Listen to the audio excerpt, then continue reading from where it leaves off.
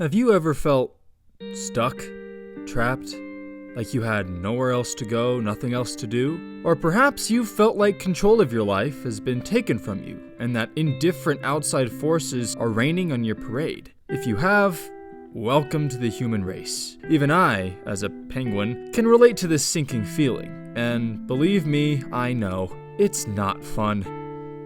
Even so, there's a strength and resilience that's given to each and every person that refuses to be completely extinguished. Some of the best stories ever told revolve around the ability people have to bounce back from literally anything, and one of my favorite examples of this is Ernest Hemingway's The Old Man and the Sea, the topic of today's video.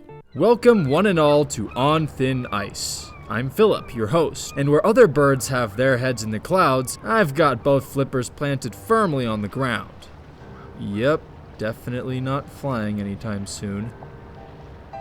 Anyways, if you're a new viewer, it's good to meet you, and if you're a returning viewer, it's very nice to see you again.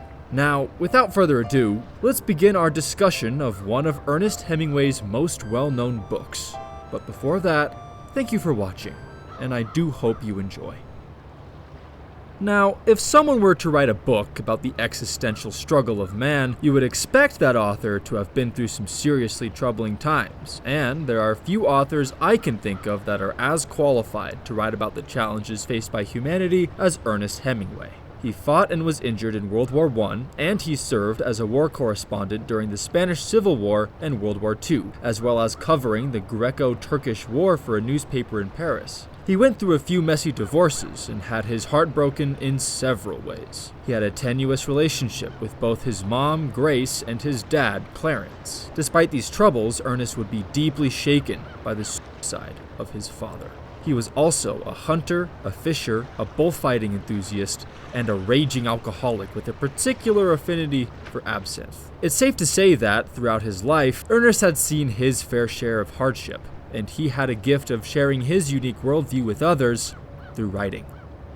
And that brings us to his book, The Old Man and the Sea. Published in 1952, it was one of the only books in his catalog that won a big award, namely the Pulitzer Prize. It follows a simple fisherman named Santiago as he goes on a one-man fishing trip off the Gulf Coast of Cuba. Many of Hemingway's stories are rooted in his own personal experiences, and The Old Man and the Sea is no exception, as Hemingway lived in Key West, Florida, and Cuba on and off during the 1940s and 50s. It's not a long book, clocking in at a measly 128 pages, which should encourage you even more to read it, since it's basically a pamphlet and won't take you longer than a week.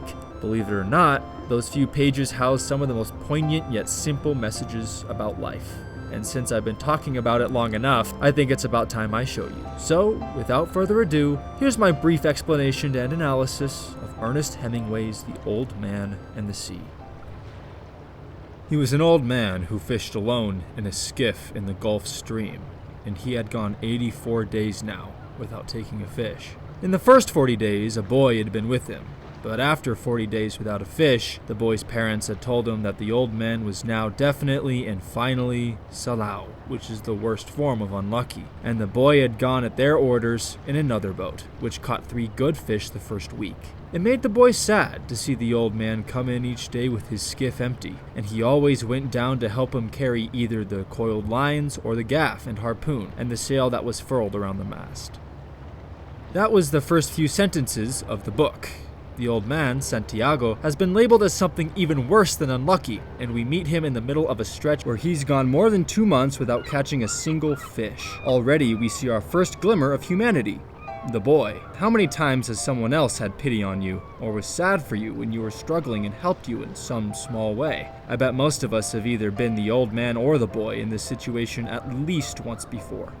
I know I have. From here, the boy and the old man share a humble meal together as they make small talk about baseball and the lottery. As the subject turns to the next day of fishing, the boy says, "There are many good fishermen, and some great ones, but there is only you." A touching sentiment that applies to us, too. There's only one of each of us. The old man says, "I hope no fish will come along so great that he will prove us both wrong." To which the boy replies, "There is no such fish if you are still as strong as you say." Put yourself in the shoes of the old man for a second. You've gone 84 straight days without catching a fish. 84 84 straight. How many times do you have to try and fail at something to give up entirely? For some people, I'm sure it's less than 84. Yet here the old man is, getting ready to go fishing the next day. On one hand, you might find this inspiring. I would invite you to consider this alternative perspective, however. Perhaps he fishes because that's all he really has left. His wife is dead, he has no other family, he lives in a rundown hut, he doesn't even have youth on his side. That's a lot of things working against him, but he still goes fishing, as fishing is one of the last things he's still holding on to. I'd invite you all to consider what your last line of defense against life challenges is. Maybe it is fishing, or maybe it's hiking, or cooking, or quality time with loved ones, or a video game, or a certain song. Whatever it is, we all have something we will likely hold on to until our final days, and it can actually give us strength in hard times. Fast forward to the fishing journey itself. Do you remember that little quote I read a little bit ago about a hypothetical fish that would be too much for the old man to handle? Well, as chance would have it, such a fish does exist. And even more coincidentally, it ends up hooked on the old man's line. It's the biggest marlin he's ever seen, which says a lot considering how many years of fishing experience he has under his belt. He reels it in, and despite its immense strength, he kills it. He lashes his trophy to the side of the boat, but he doesn't have much time to celebrate or be triumphant because the process of catching and killing this fish pulled his boat a day or two's journey away from home, and now he had to bring his catch all the way back. It was much bigger than the boat, so he couldn't just pull it aboard. That's when the sharks come. They tear the fish to shreds, and though the old man manages to kill a few of them, he's essentially powerless against their seemingly endless assault. And when he finally arrives home, the biggest catch he had ever made is reduced to nothing but a skeleton and a story. Despite his failure, though, the boy is there to comfort the old man and encourages him to go fishing with him the very next day. And the old man agrees to go. With that comes the end of the book. Yep, that's it. The ultimate message Hemingway is trying to communicate in this brief story, in my opinion, is this. With great victory comes great loss in life, but through it all, there's nothing more purpose-built to withstand such drastic changes as the human spirit. Forget cockroaches. Humans have got to be the single most stubborn life form on the entire planet. We just never give up, no matter how hard we've been knocked down, and our tendency is to come back from such devastation even stronger. So when the storm looms large over your tiny little skiff as it bobs over unfriendly waters and fear and doubt begin to creep in, remember this story and remember the strength you have. This book, as short as it is, means so much to me on an emotional level, and if you haven't read it already, I hope I've convinced you to do so.